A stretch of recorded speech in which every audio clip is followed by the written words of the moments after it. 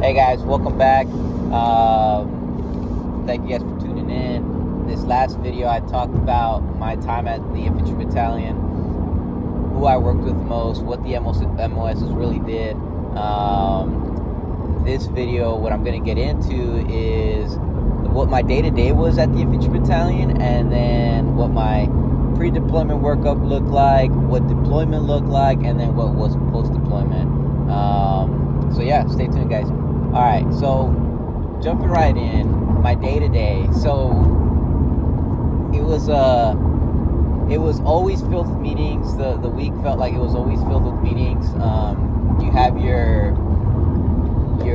Monday morning stand-ups with the XO, all the company XOs. So that's like all the infantry XO, company XO. So you got your, like, depending where you were at, you either had Alpha Bravo, Charlie Company, or Echo Fox and Golf Company. For me, it was Echo Fox Golf. We had our weapons company, XO. So each one had an executive officer, which is a senior lieutenant most of the time. And then you had your S sections, your S1, S2, S3, your S4, your supply, your commo. And you guys brief the executive officer on what you got going on in the week, or you give them a recap of last week, upcoming week, and any challenges you see. So that is your time and your cue to, like, tell him, hey, this is what we're accomplishing, this is what I need support with, and this is where we intend to go. And everybody else is in there that you work with. So, like, if you need support for something, that's your time to ask for it. I need a working party. The infantry guys will be like, hey, we're not going to the field this week or next week. We can provide the support. Our guys aren't doing anything. We can provide support, things like that. So that is like our Monday morning. We do our stand-up, and then depending what unit you're at, you guys usually have a you guys will have a command and staff brief. It just depends on what unit at and what your tempo is. Ours was usually on Fridays at like 10 a.m. or 11 a.m., which was kind of weird because, like, after that it was like, all right, can we fucking go home or what? Others, it was like on Tuesdays. One of some of my other units was on like Tuesdays, so that's just like a random day of the week. Fridays kind of makes sense, but it's like everybody's already like checked out and ready for Friday, and then a lot of the time holidays fall, like the holidays or 72s fall on a Friday, so it's kind of counterintuitive. But I think Thursdays usually works best, just because you're able to give a recap of the week and a forecast into the next week. That's usually like what I thought was best for those command and staffs. But again, you're briefing the commanding officer on current, previous, current operations and future operations for your section, and to all the other staff members. So in the command and staff meetings, your cups, you can also call it a cup, commander update brief.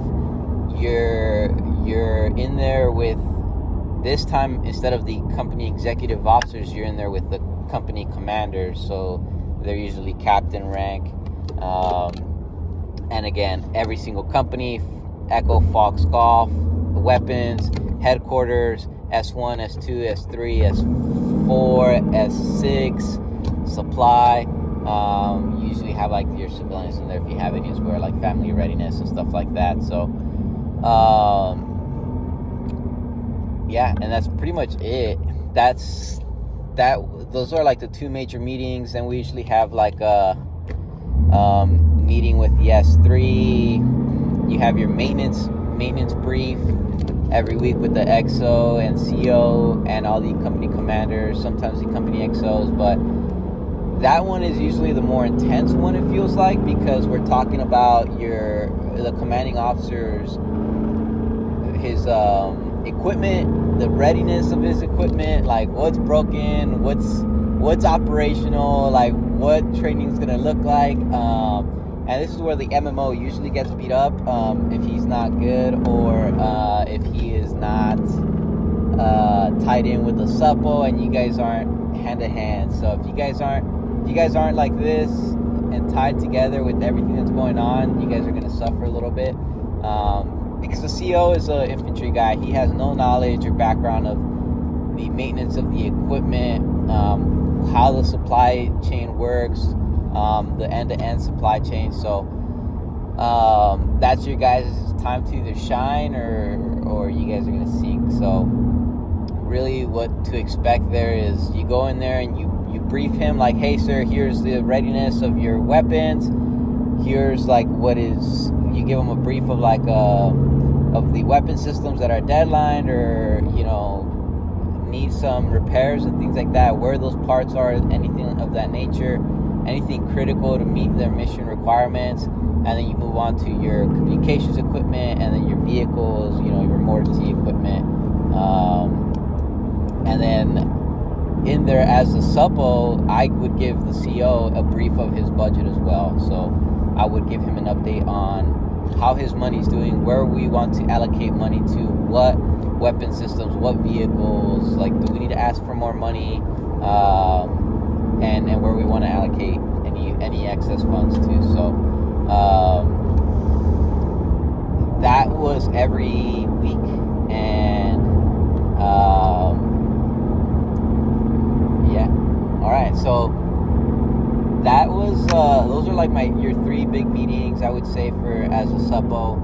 Everything else is just like planning meetings, training meetings, just a bunch of like time killers. Like they're just meetings that are just gonna kill your time, and then you're gonna be like upset because it's like it's taken away from you getting your shit done. And as a suppo, man, you got a lot of shit to do, especially if your chief is good. So that's your day-to-day. I would say definitely whenever you're at the headquarters building, take advantage of it, because for me, my warehouse was like a half-mile, maybe a little more walk to the command building. So every time I made a trip up there, it was like a 10-minute walk, and I had to freaking make sure I got everything I needed to get done, because when I came back, I was not about to walk my happy ass back, but sometimes I would make that trip like 4 or 5 times a day. So that was at 62 area, Camp Pendleton. So our warehouses weren't really relatively close to our command buildings at all. So, all right,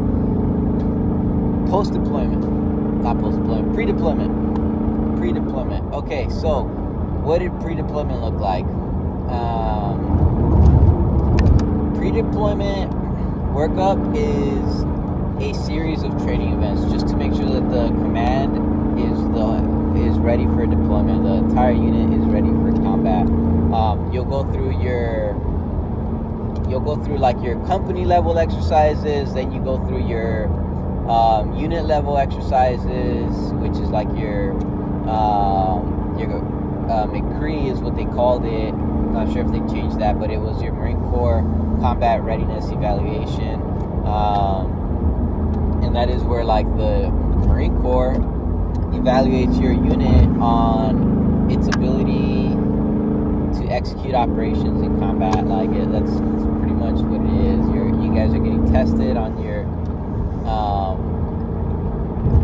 combat readiness. And so what does that all look like up to your McCree? And there's several requirements that go into that, but to start, you start with the platoons will start with their exercises, squad, fire team squad, platoon level exercises. Then they move up to their company level exercises,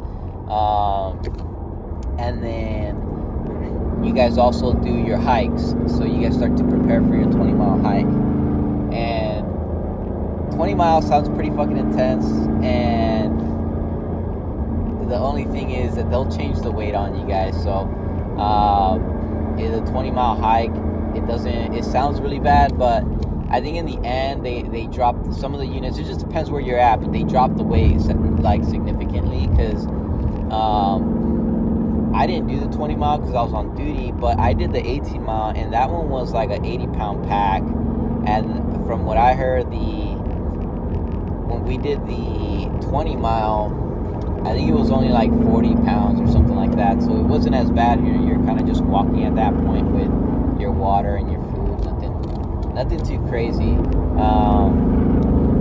The only other thing with that is like it's a freaking 8-hour hike or some shit like that, or 9-hour hike. So all right. Anyways, you start with your like 3, 6, 9. You'll do a couple 9-mile hikes. You'll do a couple 12-mile hikes, and then you'll do a couple 15-mile hikes. I think you'll do like 2 or 3. 18-mile you'll do 2. So you'll do 2 of those, and then your 20-mile hike. The 20-mile hike is your guys' like culminating event for hikes. So you work your way up to the 20-mile, and that if you guys need to have like a 95% success rate. So if more than 5% of your unit fails the hike, then you guys got to redo it. But I don't think that nobody ever does, because they drop the weight so much. So you pretty much hike the entire like 3, 6, 9, 12, 15, 18 miles. You do all that with all the extra fucking weight, anywhere between like 70 to 80 pounds. I'm pretty sure for ours, most of them were 80 pounds. And then the 20 mile, they'll drop the weight, and that way more people can pass. I'm not sure if that's right or not. I don't know. I mean, I'm indifferent about that. So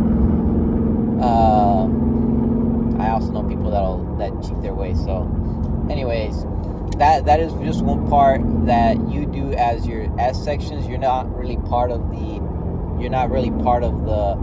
platoon level exercises, the squad exercises, the company level exercises, because you're just a support section. As supply, you just got to make sure that they have their equipment they need, they have all the supplies, and then that all their shit's operational in conjunction with their maintenance, right? So just making sure that they have all the tools they need. And that's pretty much your pre-deployment, workups. Like they call it pre-deployment workup. I think the only other couple things you'll do is like your water training. So you'll go into the dunker. That one's pretty cool. You go and you go into the it's like the aircraft or whatever it is, but it's inside the pool, and so they raise it up.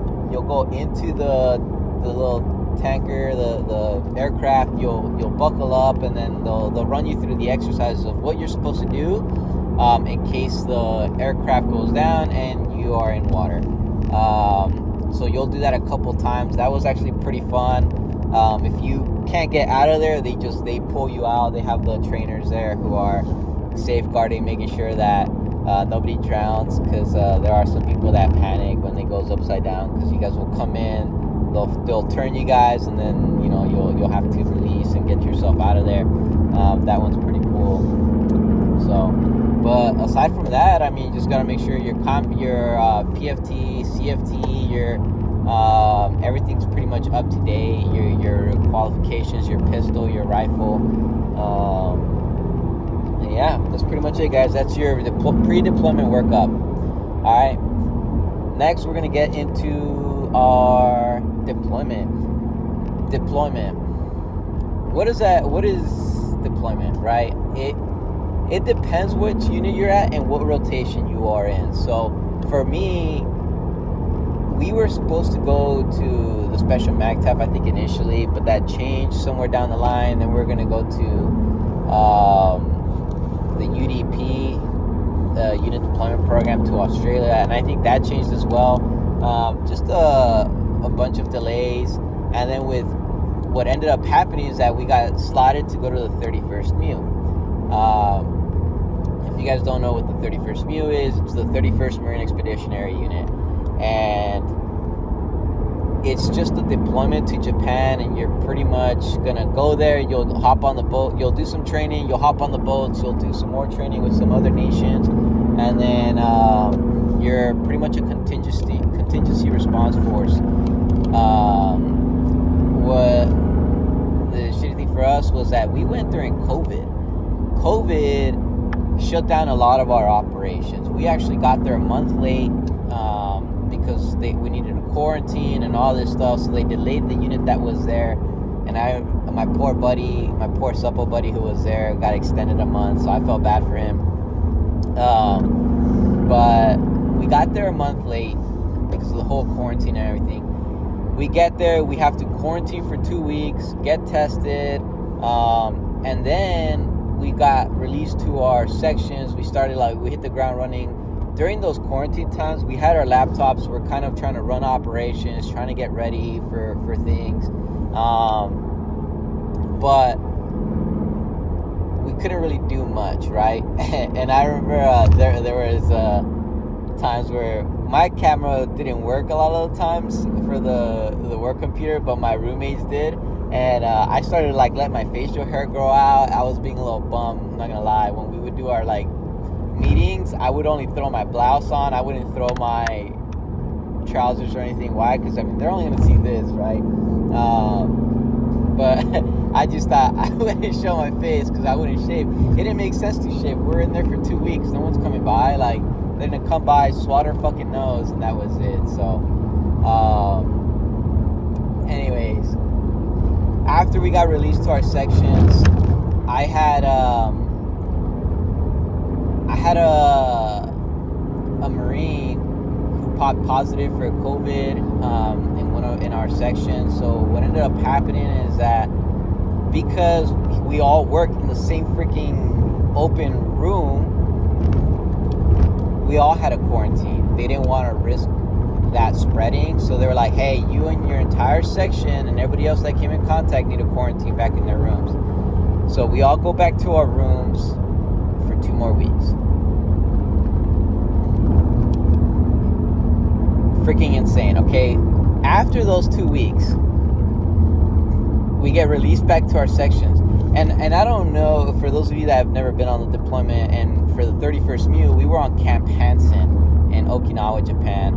And the rooms on Camp Hansen, depending where you're at, I suppose, we shared a restroom with 2 other guys on the other side. Those 2 other guys in our case was my Camo and my S2 Alpha. My roommate was the MMO. We shared the restroom, so they had a quarantine as well because we shared the restroom. So we were always in each other's spaces, we'd always talk and hang out and stuff. So when we went into quarantine, we all went back into quarantine. Then after those 2 weeks, we got released back, and then the Camo's Marine popped positive for COVID, and he was super sick. So they're like, hey, you guys need to go all back in there.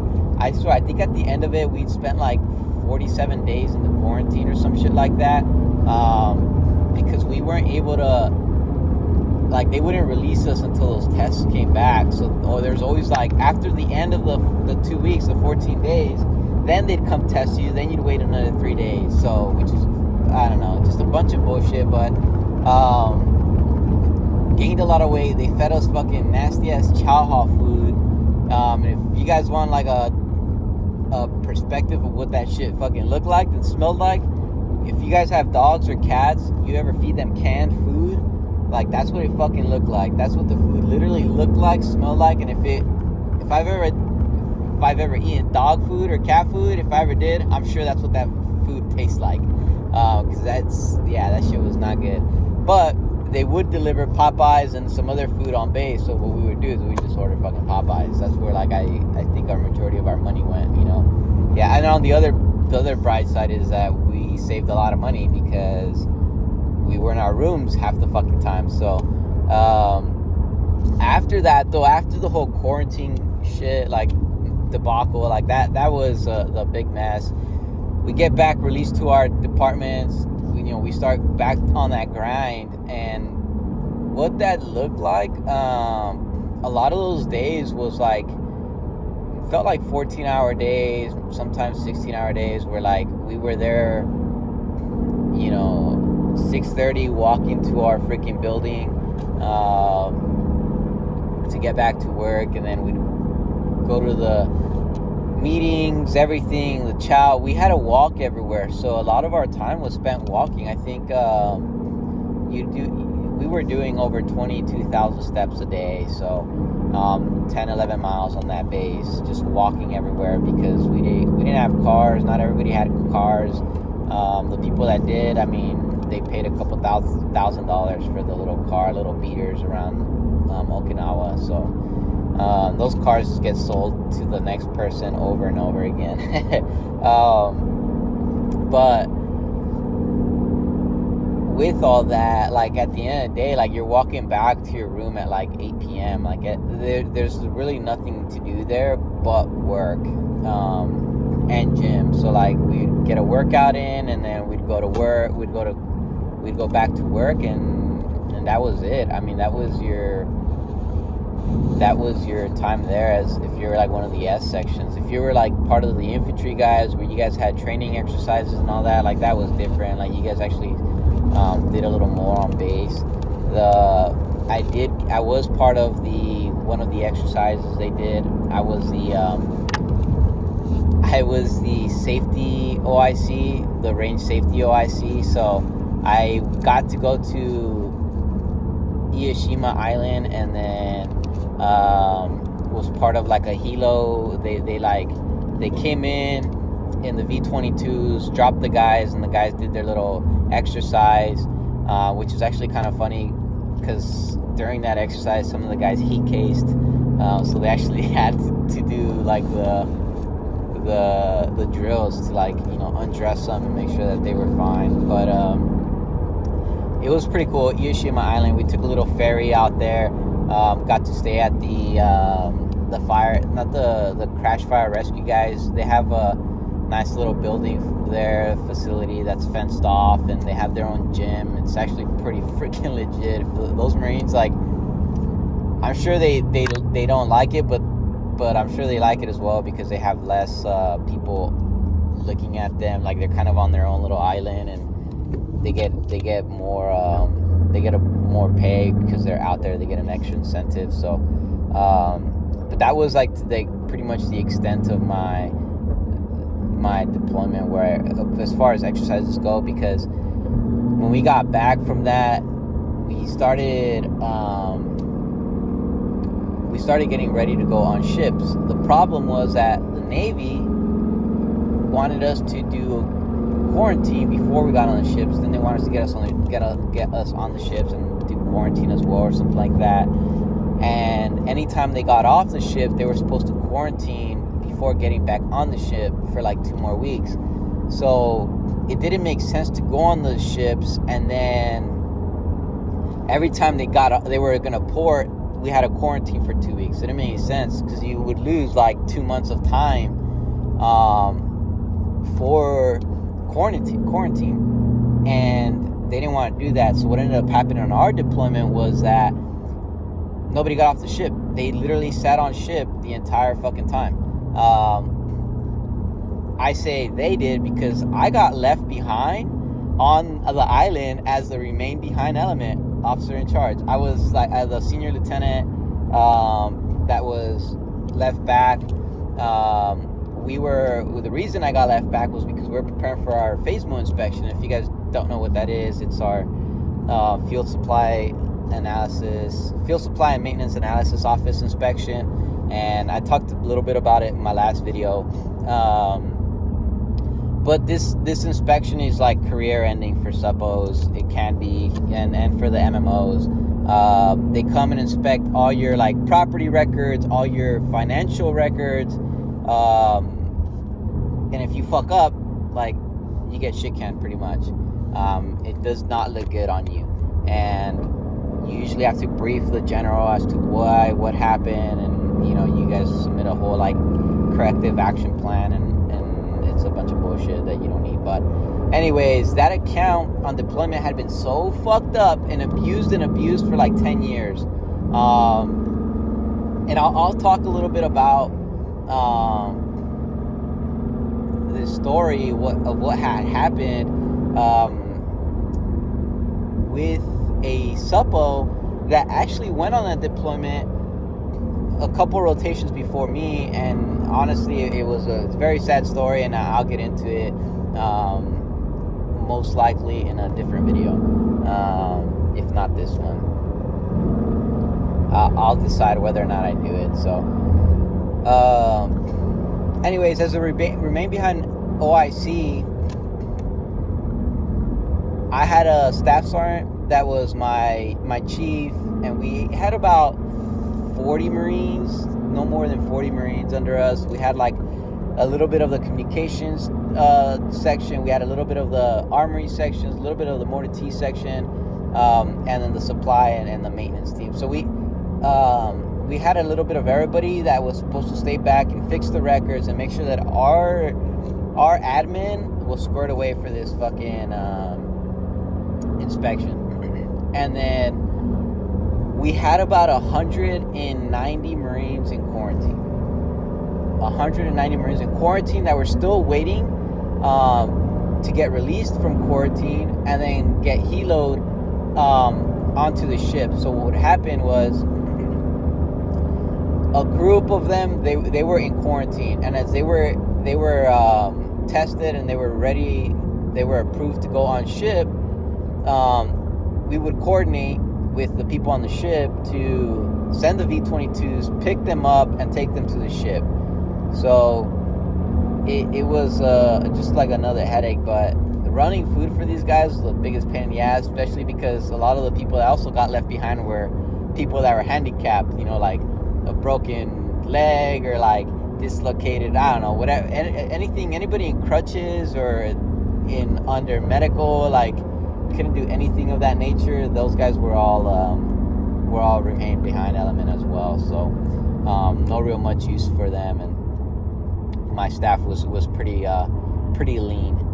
All right, now that was pretty much the extent of my deployment. That after that they came back, and we started our retrograde back to the States. We didn't really do any major exercises. We didn't even partner with any of our nations. Like, we didn't do anything, and it's all because of COVID. Like, our deployment wasn't like a normal deployment where you go and do all these exercises with all these other countries and you pour and have actually a good time. So our guys pretty much sat on ship for the entire time. I'm curious to know what they did. Maybe I'll get somebody who actually went on ship and feature and kind of tell me their story as far as like, or tell you guys their story as far as like what they went through on deployment. So yeah, guys, after that, the retrograde back, and post deployment, I was on the live playing out, but when you guys get back, you'll get a few days off, and it's kind of like you drop your pack, or not drop your pack, but like you guys kind of get some breathing time. Like, you're like able to spend time with your family. You guys are kind of transitioning back to your routines on garrison. And what that also looks like is that you get a whole bunch of people transitioning out of the unit. Like, a lot of them, their time is due, and so they gotta transition out of the unit, going to their other units, EASing, executing orders. And that's exactly what happened with me. Is my replacement came to deployment with me, and I think he got a pretty solid deal, because that replacement got to experience everything with no risk. So when we got back 2 weeks later, I had checked out from my unit from 2-4, and I was on leave. I had about 90 days of vacation, so I took 30 days of leave and executed orders to Virginia. So that was a lot of the unit. We had a new CO, new XO come in, like a whole bunch of new people. The only people that stay are those that still have time on their station. So people that showed up probably relatively close to our deployment, people that showed up during our deployment.